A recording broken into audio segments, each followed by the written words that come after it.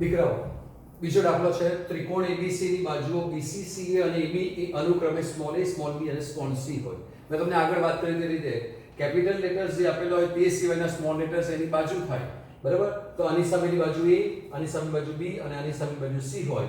તો અને નિશ્ચય ઇક્વલ ટુ 0 તમને આપેલો હોય તો આપણે sin square a sin square b sin square c ની કિંમત શોધવાની છે. એનો અર્થ એમ થયો કે આપણે ખૂણાનો માપ શોધવા પડશે. ખૂણો a b અને c શું છે તે તો જ આપણે sin square a sin square b sin square c ની કિંમત મળે. બાકી આમાં sin a sin b sin c જો લાવવા હોય તો તે શક્ય નથી, બરાબર? તો આપણે આ નિશ્ચય ઇક્વલ ટુ 0 આપેલો છે. તો અહીં આપણને જે આપેલું છે તે 1ab 1ca અને 1bc ઇઝ ઇક્વલ ટુ 0 આપેલા છે, બરાબર છે? તમને જોઈ શકાય છે 1 1 1 પહેલા સ્તંભમાં દેખાય છે. તો શું કરીશું આપણે તો કે r1 પર અથવા તો ચાલો r1 પર લખાઈ ગયું તો r1 r2 કરીએ અને r2 પર r2 r3 કરીએ, બરાબર? અથવા તમે r3 પર પણ કરી શકો, r2 પર પણ કરી શકો, r3 r1 કરો, r2 r1 કરો, જે કરવું હોય તે કરી શકાય. જે લખાવ્યું આપણે કરી નાખીએ ક્રિયા, બરાબર? એવું કંઈ નક્કી નથી કે આપણે આ જ કરવું જોઈતું હતું. ચાલો તો r1 પર r1 r2 એટલે 1 1 0 થવાના, આ a c થશે, બરાબર છે? અને આ b a થવાના એટલે b a. ચાલો આવે એટલે આ 0 થશે, આ c b થશે અને આ a c થશે અને આ 1bc એમના m ઇઝ ઇક્વલ ટુ 0 થશે, બરાબર છે? હવે બે 0 દેખાય છે. પહેલા સ્તંભથી વિસ્તરણ કરી નાખીએ એટલે આ ઘટકોનો ગુણાકાર જ તમારી પાસે જવાબમાં આવશે. એટલે શું થશે તો કે પહેલા સ્તંભથી વિસ્તરણ કરીએ તો 1, બરાબર? ac સોરી a c છે તો a c into a c એટલે a c નો વર્ગ થશે અને માઈનસ b a અને c b, બરાબર, ઇઝ ઇક્વલ ટુ 0 થશે. અને આ જે સાદરૂપ છે તે દીકરાઓ તમારી પાસે ઘણી વખત આવી ગયેલું છે, બરાબર છે? ચાલો તો સાદરૂપ આપીએ a square minus twice ac plus c square થશે અને માઈનસ આ બેનો ગુણાકાર એટલે શું થશે bc, આ બેનો ગુણાકાર માઈનસ b સ્ક્વેર, આ બેનો ગુણાકાર માઈનસ ac અને આ બેનો ગુણાકાર plus ab is equal to 0 થશે, બરાબર? હવે કૌંસ છોડી નાખીએ તો તમને જે છે તે મળશે a square minus twice ac plus c square minus bc plus b square plus ac અને minus ab is equal to 0 મળશે, બરાબર? તો a square plus b square plus c square થયા એટલે a square plus b square plus c square, બરાબર? તો શું મળવાનું તમને તો કે a square plus b square plus c square, બરાબર? પછી ab વાળા પદો લઈએ તો ab વાળું પદ એક જ છે એટલે માઈનસ ab આવશે તો માઈનસ ab આવશે, બરાબર? પછી bc વાળું પદ પણ એક જ છે તો bc વાળું પદ એક જ છે તો તે લઈ લઈએ તો માઈનસ bc આવશે અને બાકી રહ્યા તે ac માઈનસ ટ્વાઇસ ac એટલે માઈનસ ac થશે એટલે minus ac is equal to 0 થશે, બરાબર છે? તો હવે તમારી પાસે આવું કંઈક મળી ગયું. આ ટાઈપનું સમીકરણ તમારી પાસે ઘણી વખત આવી ગયું છે, બરાબર છે?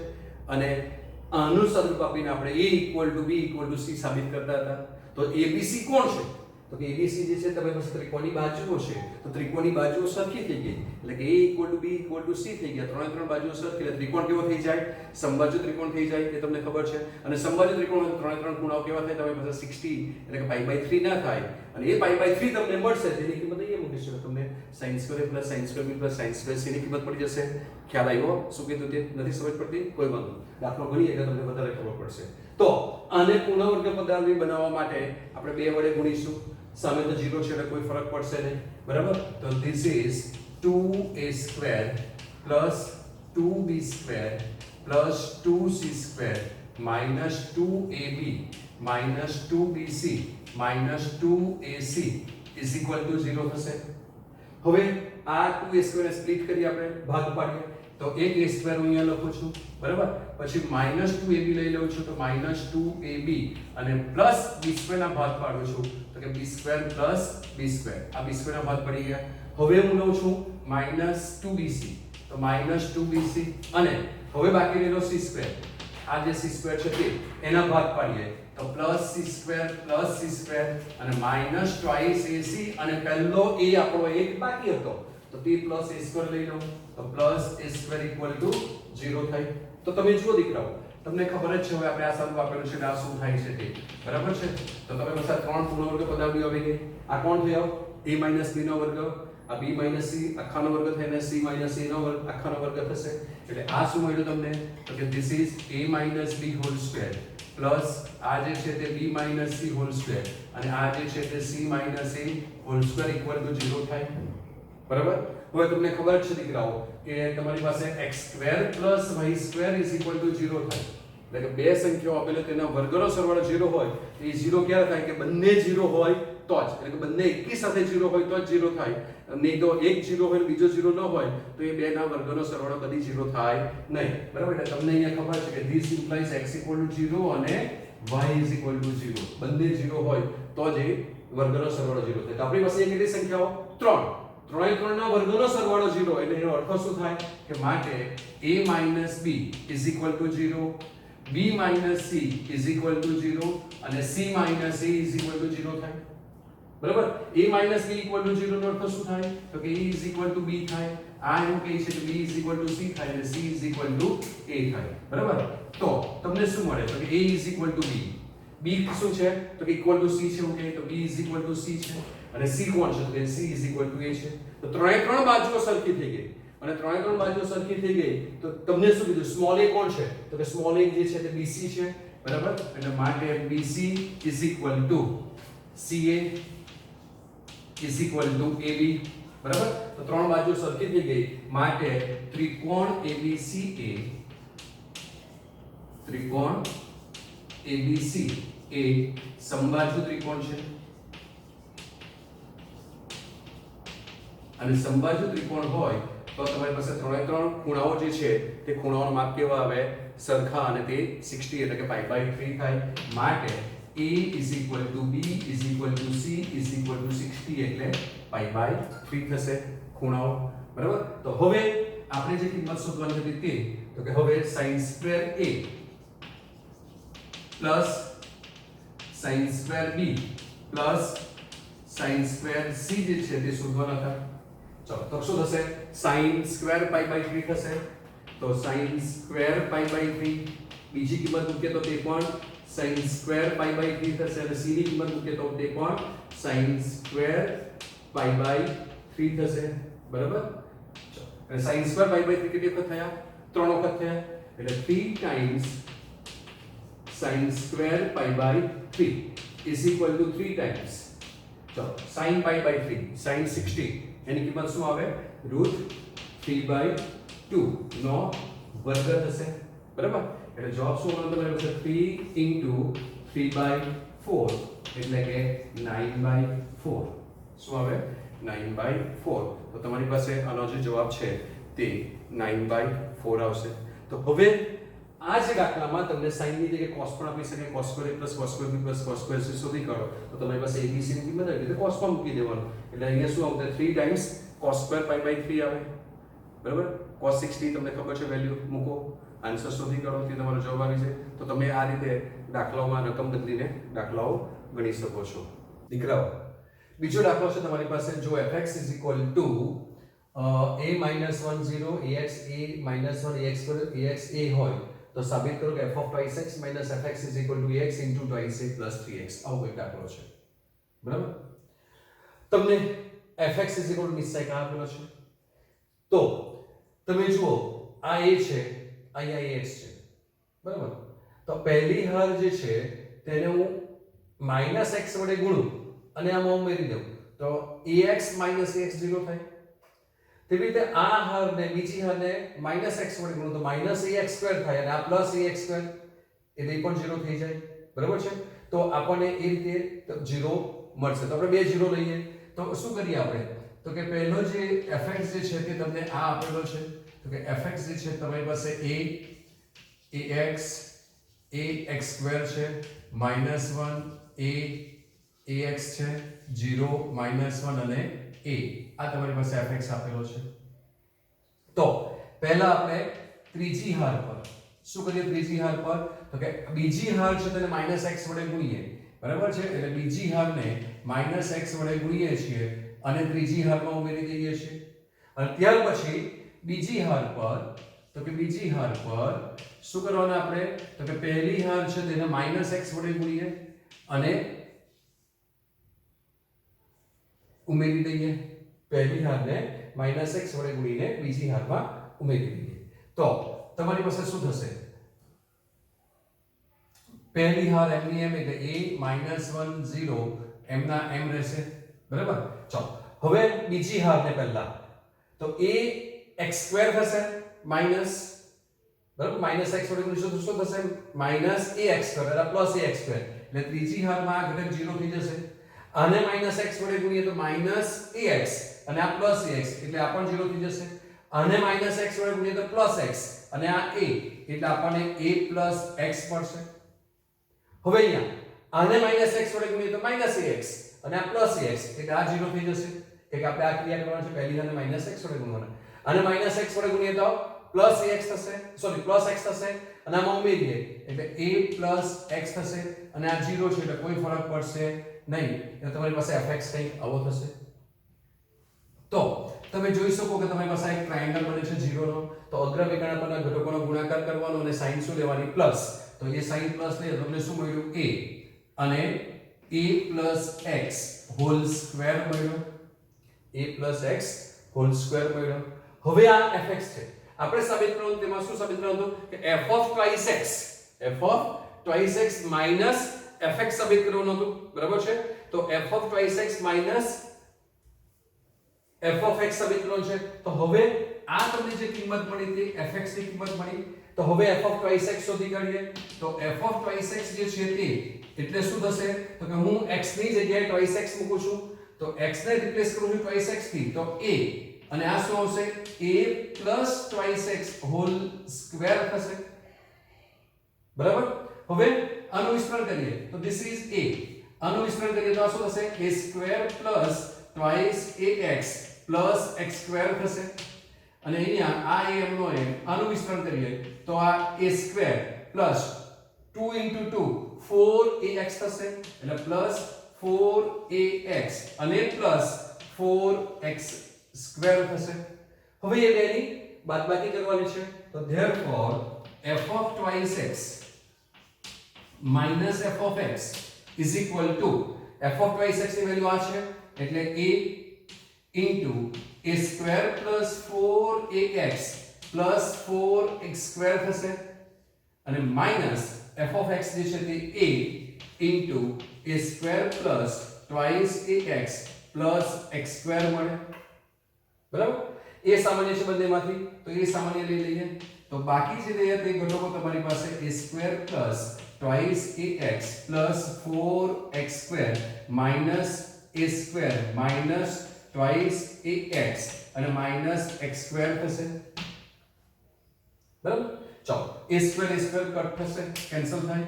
twice ax minus twice 4ax minus twice ax એટલે twice ax થશે એટલે a કોમન જ છે, તો આ પ્લસ twice ax અને 4x² minus x² એટલે +3x² થશે. તો તમારે જે સાબિત કરવાનું તેમાંથી તમારે શું જોઈતું હતું? ax. તો આમાંથી x સામાન્ય નીકળે છે, તો x સામાન્ય કાઢી લઈએ તો ax into twice a + 3x થશે into twice a + 3x, બરાબર? એટલે this is your right hand side આવી ગઈ જે તમારે સાબિત કરવાનું હતું તે. આપણે લેફ્ટ હેન્ડ સાઈડ એવું કંઈ લખ્યું નથી એટલે આપણે શું લખી દઈએ? ટ્રુ, બરાબર છે? તો આ રીતે તમે આવા દાખલાઓ કરી શકો છો. ખાલી તમારે અન્ડરસ્ટેન્ડિંગ રાખવાનું છે કે જીઈ માટે, કોમ્પિટિટિવ એક્ઝામ માટે, બરાબર, આવા દાખલાઓ જ તમારા માટે ઇમ્પોર્ટન્ટ છે, બરાબર? ત્યાર પછીનો બીજો એક દાખલો છે કે વાસ્તવિક સંખ્યાઓ માટે, બરાબર, વાસ્તવિક સંખ્યાઓ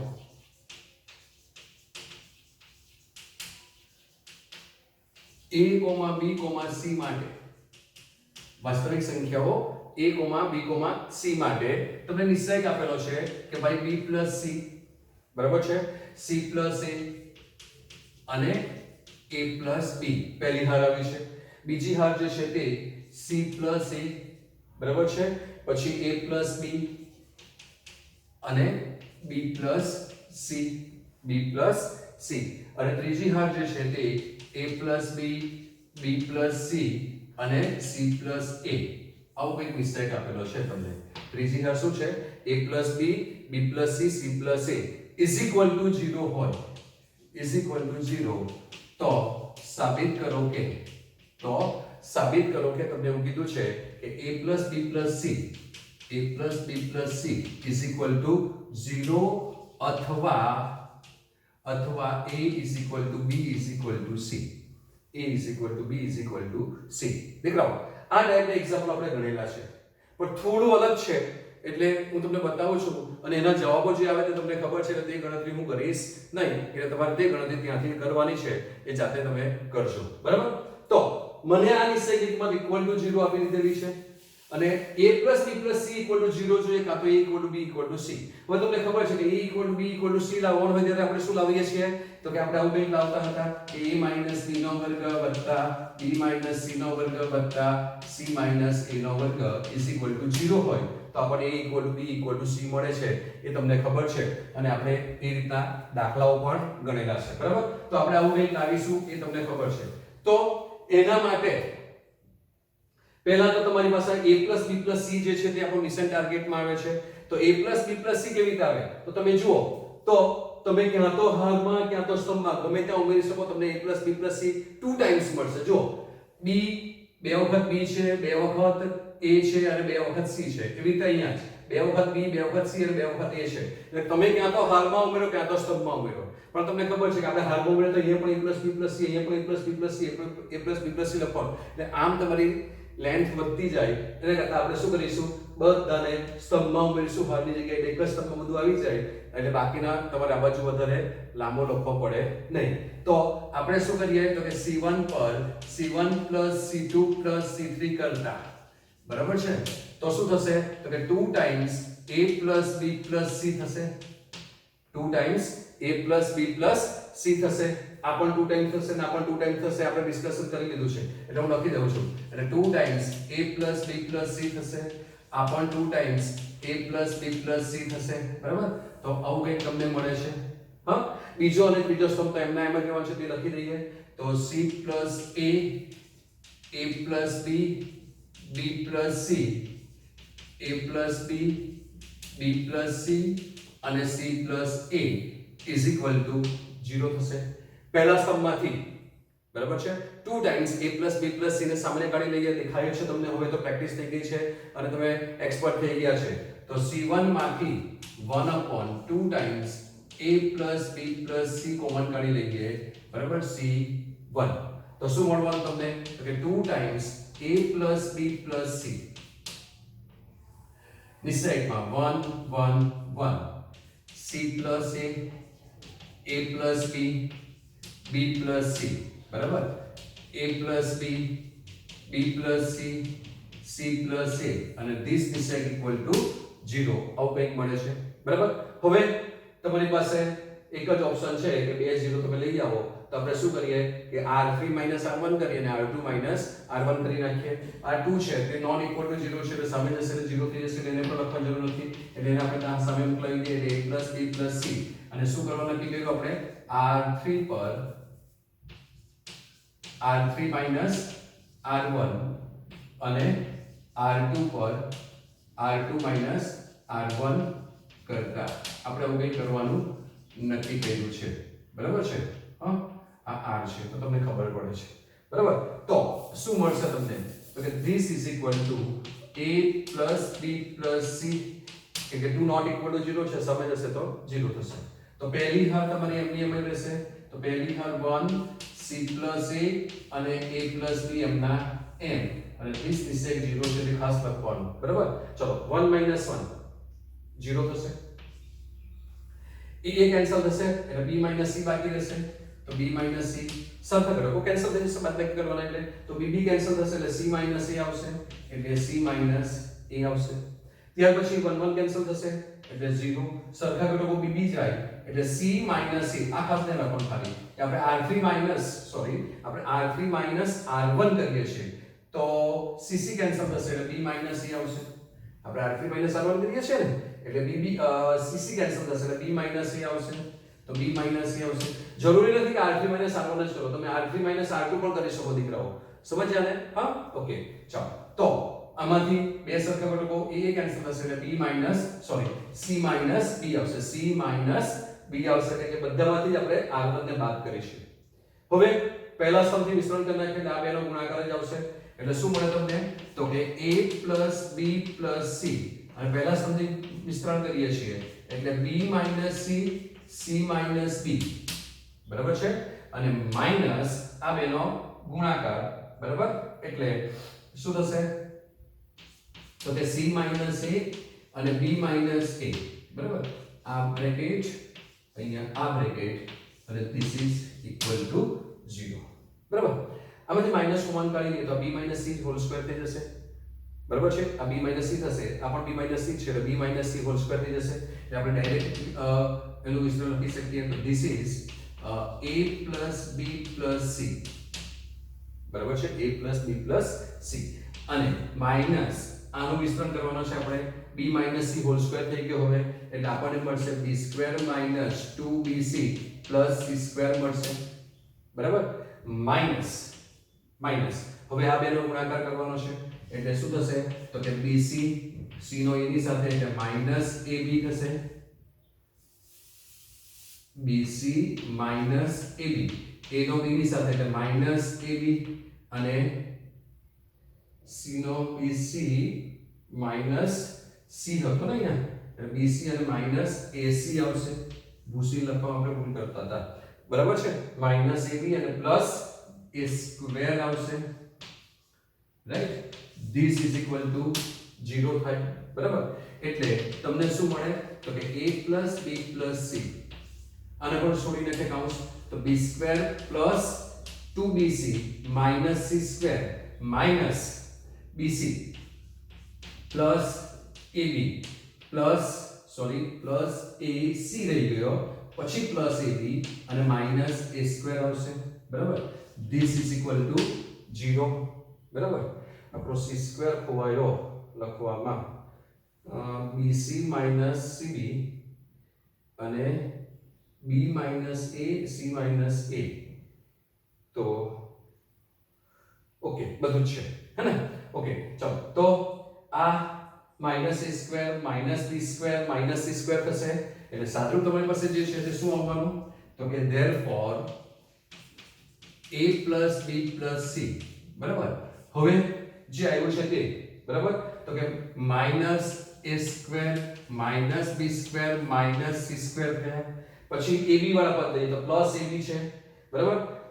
2bc માઈનસ bc એટલે પ્લસ bc થશે અને પ્લસ ca છે બરાબર. એટલે એક પદો નીચે લખું છું plus ab plus bc plus ca અને ઇઝ ઇક્વલ ટુ 0.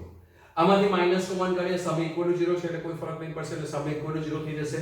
એટલે તમને શું મળવાનું? તમને આવું કંઈક મળે છે કે a b c અને a square b square c square minus ab minus bc minus ca is equal to 0.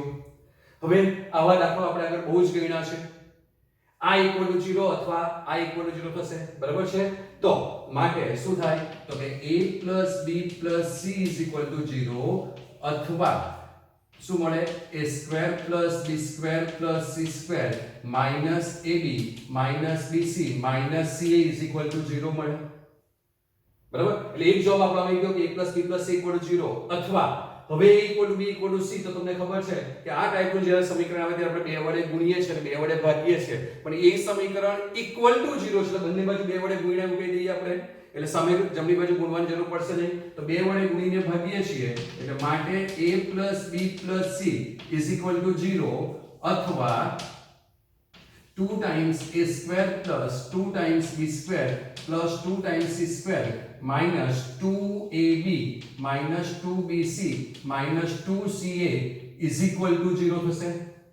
is equal to 0 થશે. હવે આ તમને ખબર છે શું થાય છે તે બરાબર. so therefore a b c is equal to 0 અથવા તમને ખબર છે હું ડાયરેક્ટ લખી દઉં છું કે a b whole square plus b c whole square plus c c minus a whole square is equal to 0 થાય. આનું સાદુરૂપ શું આવે ને ખબર છે એટલે તમે પરીક્ષામાં પણ તમે આ ડાયરેક્ટ લખો તો કોઈ પ્રોબ્લેમ આવશે નહીં. તમે લખી શકો છો બરાબર, પણ ડાયરેક્ટ અહીંયાથી નહીં લખી દેવાનું. આ બે વડે ગુણ્યા બે વડે ભાગ્યા પછી તમે આ લખી શકો બરાબર. તો માટે શું કહેવાય તો કે therefore a plus b plus c is equal to 0 is equal to 0 અથવા ત્રણના વર્ગનો સરવાળો 0 છે એટલે કાં તો a equal to b, b equal to c અને c equal to a થશે. એ પણ તમને ખબર છે એટલે અથવા a minus b equal to 0, b minus c equal to 0 અને c minus a equal to 0 થાય. એટલે therefore a plus b plus c is equal to 0 અથવા a is equal to b થશે. આના ઉપરથી b equal to c થાય એટલે b equal to c થાય અને આના ઉપરથી c is equal to a થાય એટલે c is equal to a થાય, જે તમારે સાબિત કરવાનું હતું. તો this is proof બરાબર. તો તમે જુઓ કે તમે પ્રેક્ટિસ કરો તો એકના એક દાખલાઓને એક સરખા જ પદો તમારી પાસે વારંવાર હવે આવતા જાય છે બરાબર છે. એટલે પ્રેક્ટિસ કરશો તો તમને બધા જ દાખલાઓ સરળ લાગશે. તમારી પ્રેક્ટિસ ઓછી પડે છે એટલે તમને આ બધા ડિફિકલ્ટીઝ આવે છે બરાબર.